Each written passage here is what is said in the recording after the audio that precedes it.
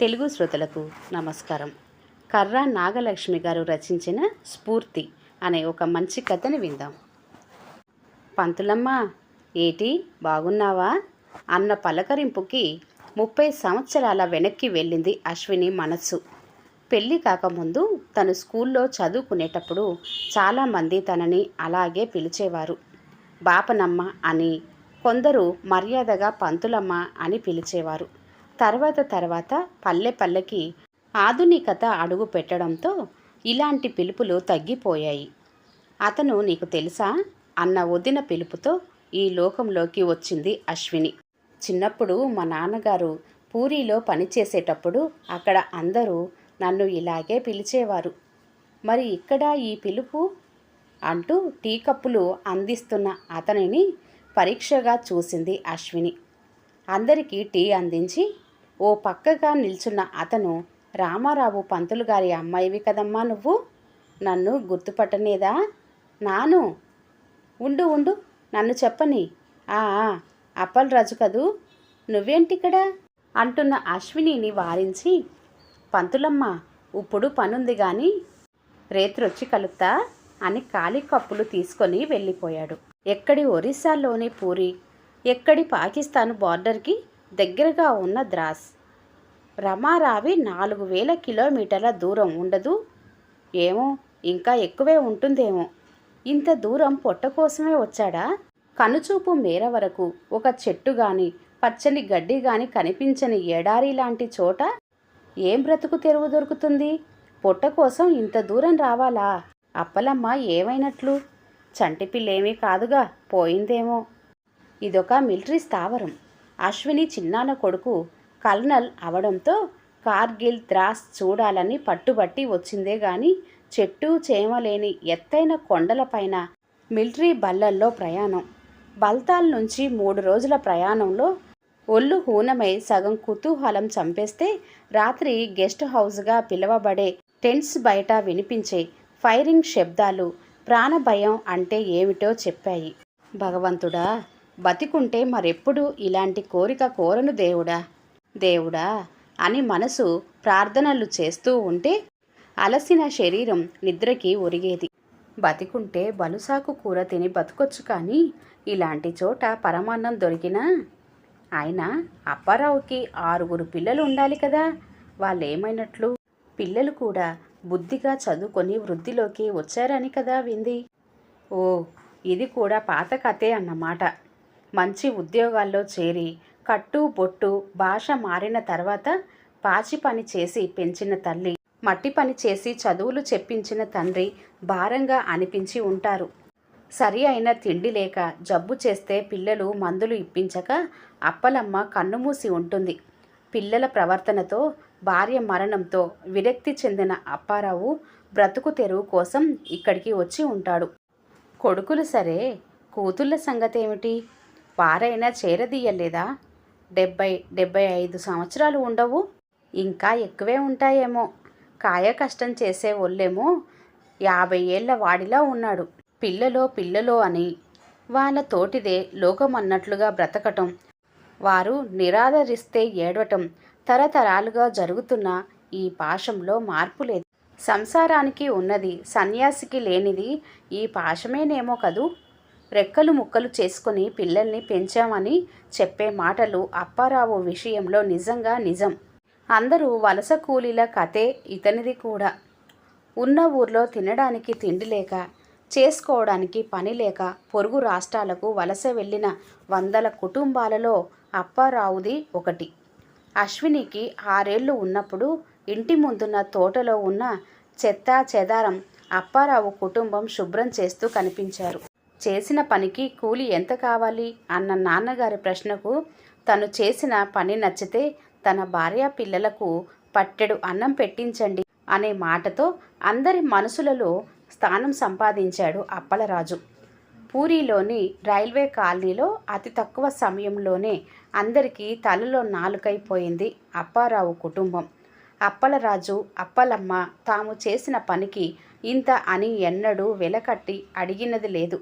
నువ్వు చేసిన పనికి నీకు ఇంతే వస్తుందని కాలనీవాసులు లెక్క కట్టింది లేదు. అందరిళ్లలో కష్టసుఖాలు అతనివి, అతని కష్టసుఖాలు ఆ కాలనీ వాసులవి.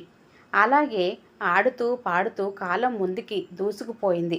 పిల్లలంతా పెద్దవారయ్యి ఉద్యోగాలు పెళ్ళిళ్ళు అని ఆ ఊరిని వదిలిపోయారు. పెద్దవారు ఉద్యోగ విరమణ చేసి సొంత ఊర్లకో పిల్లల దగ్గరకో వెళ్ళిపోయారు. అశ్విని తండ్రి విధులలో ఉండగా పోవడంతో, అన్నకు రైల్వేలో ఉద్యోగం రావడంతో చుట్టం చూపుగా పూరి వెళ్ళగలిగేది. అలా వెళ్ళినప్పుడు అన్నతో మాటలలో అప్పారావు పిల్లలు బాగా చదువుకొని మంచి ఉద్యోగాలలో స్థిరపడ్డారని, ఆడపిల్లలకు మంచి సంబంధాలు కుదిరి పెళ్ళిళ్ళు అయ్యాయని తెలుసుకొని సంతోషించేది. మరి ఇదేమిటి, అప్పలరాజు ఇక్కడ ఈ ప్రతికూల పరిస్థితులలో ఈ వయస్సులో కష్టపడుతూ ఉండటం చూసి తట్టుకోలేకపోయింది అశ్విని. అన్యమనస్కంగా భోజనం పూర్తి చేసుకొని పడక మీద వాలింది. అర్ధరాత్రి దాటితేనే గాని పడక చేరని నగర నాగరికతకు అలవాటైన శరీరం 8ంటికి నిదుర రానంటుంది. ఆ చీకటిలో చేసే పనేమీ లేక అప్పలరాజు రాక కోసం ఎదురు చూస్తున్న అశ్వినిని ఎడతెరగని ఆలోచనలు చుట్టూ ముట్టనారంభించాయి. ఉమ్మడి కుటుంబ వ్యవస్థ విభిన్నమైన తర్వాత ఉత్పన్నమైన సమస్యలలో ముఖ్యమైనది, జవాబు లేనిది ఇదేనేమో. ఏ విద్యావేత్తలు ఈ సమస్యకు పరిష్కారం చూపించలేరేమో. అంతూ పొంతు లేని ఆలోచనలలో ఎంతసేపు ఉండిందో గాని చల్లని చెయ్యి తన కాళ్ళని ఒత్తడంతో ఈ లోకంలోకి వచ్చి గబుక్కున వద్దు వద్దు అంటూ కాళ్ళు లాక్కుంది. ఏం పర్లేదు పంతులమ్మ, ఉండు, కాళ్ళు మాలీసు చేస్తాగా, నెప్పులన్నీ సిటికలో పోతాయి గందా అంటున్న అప్పలమ్మని చూసి గిల్టీగా నవ్వింది అశ్విని. బాగున్నావా అప్పలమ్మ? అదే బాగు, మరేటి ఏదో ఈనాగున్నాం. అశ్విని కడుపులో సుళ్ళు తిరుగుతున్న ప్రశ్నలన్నీ గబగబా తూటల్లా అప్పలమ్మ పైకి వదిలింది. అన్ని ప్రశ్నలకి చిరునవ్వే సమాధానంగా నవ్వింది అప్పలమ్మ. ఓలమ్మ, ఏటి తల్లి ఇన్ని ప్రశ్నలు? ఒన్నం తినకుండా ప్రశ్నలో తినేసినావేటి? ప్రశ్నల తీవ్రతకి తట్టుకోలేక ఆమె తన దుఃఖాన్ని తనతో పంచుకుంటుంది అనుకున్న అశ్వినికి నిరాశ ఎదురైంది. తనకి కేటాయించిన పనులు పూర్తి చేసుకుని వచ్చి వీళ్ళ దగ్గర కూర్చున్నాడు అప్పలరాజు. ఏం జరిగింది రాజు, నువ్వేనా చెప్పు. మీ పిల్లలు మిమ్మల్ని బాగా చూసుకోలేదా? పిల్లలు ఏదో చిరాకు పడితే మాత్రం ఇలా ఇల్లు ఊరు వదిలేసి ఇంత దూరం రావాలా? ఈ వయసులో పిల్లలు పెట్టింది తిని కృష్ణారామ అనుకుంటూ గడిపేస్తే జీవితం గడిచిపోదా? దినదిన గండం 100 ఏళ్ల ఆయుష్ అన్నట్టు ఉండే ఇలాంటి చోటులో గడపటం ఏమిటి? మీ పిల్లలతో ఉండటం ఇష్టం లేకపోతే నాతో వచ్చేయండి, అంతేగాని ఇలాంటి చోట ఉండటానికి వీల్లేదు. రాకపోతే నా మీదొట్టే. నా తల్లి, అంత మాట అనొద్దు గాని నేను చెప్పేదిను తల్లి. అశ్వినిని వారిస్తూ అప్పలరాజు చెప్పింది విని అవాక్కయ్యింది. ఇలాంటి కోరికలు కోరుకునేవారు కూడా ఉంటారా? ఉంటే దాన్ని తీర్చుకోవడానికి ఇంత దూరం వచ్చి ఇన్ని కష్టాలని సంతోషంగా భరిస్తారా అని ఆలోచిస్తున్న అశ్విని దృష్టిలో అప్పలరాజు దంపతులు ఎంతో ఎత్తుకు ఎదిగిపోయారు. విద్య లేనివాడు వింత పశువు అని అన్నది ఎవరో గాని వారు అప్పలరాజు నిర్ణయం వింటే అతనితో ఒక్కసారి మాట్లాడితే ఆ సామెతని మార్చి పారేస్తారు. అందరి తల్లిదండ్రులలానే కొడుకుల పంచన చేరిన తర్వాత ఏటో పనికిరాని వస్తువులా మారిపోయానేమో అని గుబులు మొదలైనది. పని పాటలు చేసుకునేవాళ్ళం, ఊరికే కూకోవాలంటే ఏటీ తోచేది కాదు. మా మాట కట్టు బొట్టు సాదుకున్న పిల్లలకి నచ్చేది కాదు. పక్కింటోళ్ళకో ఎదురింటోళ్ళకో మొక్కలు మొయ్యడానికో మరేదైనా సాయం చేసేదానికి పోతే పిల్లలు అవమానం అంటారు. అలాగని ఊరికే కూకొని తినాలంటే పానం మీది కొత్తది. తిండి పెడతాన్నాం కదా, మరింకేటి కావాలా అంటే నా నేటి చెప్పలేను. కానీ పని పాట లేని శరీరం బూజెక్కిపోదా? మనవల్ని సేరదిద్దారంటే నా పిల్లలే మట్టి పిసికే చేతులతో బిడ్డని తాకొద్దంటారు. ఈ చేతులతోనే గదేటి వాళ్ళని సాకినాము. అప్పుడు అక్కరకొచ్చిన చేతులు ఇప్పుడు పని రాకుండా పోనాయా? ఊరికే కూకుంటే మన కోలినీలో హరిదాసు గారు చెప్పిన మాటలు చెవిలో తిరిగేవి. రామాయణం భారతంలో రాజులు రాజ్యాలేలి యువరాజుకి పట్టాభిషేకం చేసేసి వనాలలోకి వెళ్ళి పూజలు పునస్కారాలు చేసుకుంటా గడిపేవోరంట. పులులు సింహాలు ఆ అడవుల్లోంచి వెళ్ళే బాటసారుల్ని బాధిస్తూ ఉంటే మాత్రం అస్త్రాలు ఎత్తి జంతువులని చంపేవోరంట. ఈశ్వరుని సృష్టిలో మనిషి తప్ప మరే జీవి కూడా తను కన్న పిల్లల మీద ఆధారపడి బతికేయాలని అనుకోదు. నిన్ను కన్నందుకు నీకు రెక్కలొచ్చినాక నన్ను మొయ్యి అని ఏ పక్షి తన పిల్లని అడగదు. ఏ జంతువ ముసలి కాలంలో తన కోసం ఏటకి మరో జంతువని వెళ్ళి ఏటాడమని చెప్పదు. మరి మనిషేటి తన జబ్బలో శక్తి ఉన్నా ఎందుకు పనికి రానోడిలా గోళ్ళు గిల్లుకుంటా కూకుంతాడు అంతే? జవాబు లేదు. పిల్లలు చిన్నగున్నప్పుడు వాళ్ళ పొట్టలు నింపేదానికి కట్టపడ్డా. ఇప్పుడు నాకేటి బంధకాలు లేవు. ఇప్పుడు నా కోసం నాను బతకాలని తలచి మా ఆవిడని అడిగిన, నాకు కూడా వస్తావా, పిల్లల కాడుంతావా అని అడిగితే, నువ్వెక్కడుంతే నాను అక్కడే అనేసినాది. పిల్లలకి చెప్పి బండెక్కేసినాము. మా కాయ కట్టం మామూ చేసుకుంటా హరద్వార్ చేరినాము. మా ఇద్దరి పొట్టలకి ఎంత కావాలేటి? రాయివాలాలో ఉన్న మిలిటరీ ఇళ్లలో పనులు చేసేటప్పుడు హిందీ మాస్టారు గారు పిల్లలకి చెప్పే పాఠం గమనానికొచ్చింది. నువ్వు చదివే ఉంటావు. ఓ పువ్వు తన అభిలాష చెప్తాది. అదేంటంటే ఆ పువ్వుకు దేవుడి పాదాల కాడ పడుండాలని గాని ఆడోళ్ళ కొప్పులో చేరాలని గాని ఉండదంట. దేశభక్తులు నడిచే దారిలో తనను పడేయమంటది. దేశభక్తుల కాళ్ళ కింద నలిగిపోయిన జన్మ ధన్యమవుతుంది అని అంటది. ఆ పాఠం గమనానికొచ్చి దేశ రచనలో పానాలు ఇడిచిపెడుతున్న మిలిటరీ ఓళ్ళకి సేవ చేసుకోవాలని అనిపించినది. అందుకే 10 సంవత్సరాల కింద ఇక్కడికి వస్తున్న ఓ బెటాలియన్తో వచ్చేసినాము. అప్పటి నుంచి ఇక్కడే ఉన్నాము తల్లి అని ముగించాడు అప్పారావు. ఈ చలిలో ఎప్పుడు శత్రువు గుండెల్లో దూసుకుపోతుందో తెలియని చోట ఉండటం అవసరమా? పానాలకి తెగించి సరిహద్దు కాపాడటం అవసరమా అని ఈ సైనికులు అనుకుంటే ఈ దేశం ఏటవుతుంది? సావా టైం వచ్చినప్పుడు వస్తుంది. నా టైము రాకపోతే గుండ్రాయిలా గుంతాను. ఇక్కడ రోజు యుద్ధమే. అదిగదిగో వాళ్ళ కొండ మీద పాకిస్తానీ వాళ్ళ పోస్టు.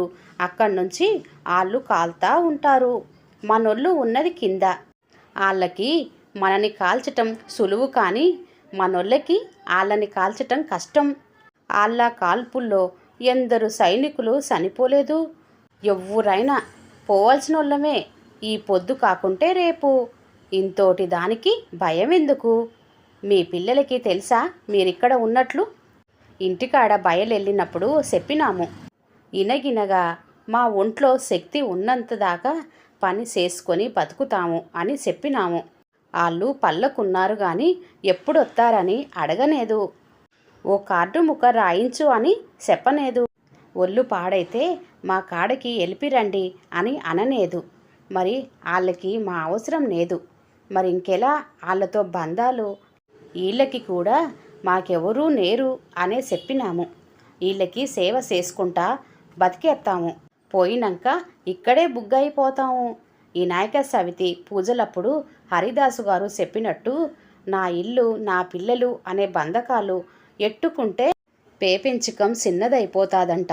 బంధకాలు తెంచుకుంటే పేపెంచకం అంతా నాదే. మా నూర్లో ఉండేటప్పుడు నాకు 6 పిల్లలు, కానీ ఇప్పుడు ఇక్కడున్న అందరూ నా పిల్లలే. ఇక చలి అంటావా? వీళ్ళందరికీ లేని చలి మాకేటి? కట్టెపుల్లల్లో కాలిపోయే శరీరాలకి సూకరాలెందుకు తల్లి? మట్టిలోంచొచ్చాము, మట్టిలో కలిసిపోతాం. ఇంతోటి దానికి ఇన్ని ఆలోచనలు ఎందుకు తల్లి? సర్లే అమ్మ, తొంగో, సానా అలసిపోయినావు. రేపు మళ్ళా పొద్దుటే బయలెల్లాలా అని ఇద్దరు నిష్క్రమించారు. 4 రోజులుగా గుబులుగా ఉంటూ చిన్న శబ్దానికే హడలిపోయి ప్రాణాలు అరచేతిలో ఉన్నట్టుగా గడిపిన అశ్విని ఆ రోజు నిశ్చింతగా నిద్రపోయింది. పళ్ళు దోమేసినావేటి అంటూ టీ కప్పుతో నిలబడ్డ అప్పలరాజుని చూసి చిరునవ్వు నవ్వింది. ఓర్ నాయనో, పంతులమ్మగోరు తానం కూడా చేసేసి తయారైపోయినారు అంటూ టీ కప్పు అందించి వెళ్ళిపోయాడు అప్పలరాజు. ఇతను మీ ఊరివాడా? ఆ బెటాలియన్ ఇన్ఛార్జ్ కెప్టెన్ మొహరా అడిగాడు. అవును అన్నట్టుగా తలూపింది అశ్విని. అతని వాళ్ళెవరైనా ఉంటే వారి అడ్రస్ ఇస్తే వీళ్ళకి ఏమైనా అయితే వాళ్ళకి తెలియజేయడానికి వీలుంటుంది. అతనిని ఎప్పుడు అడిగినా మాకెవ్వరూ లేరు అనే చెప్తున్నాడు. మీకేమైనా అయితే ఎలాగా అంటే అనాథలకి మీరు దహన సంస్కారాలు ఎలా చేస్తారో అలా చేసేయండి అన్నాడు. ఏడాది క్రిందట భార్యాభర్తలు ఇద్దరూ అవయవ దానం చేశారు.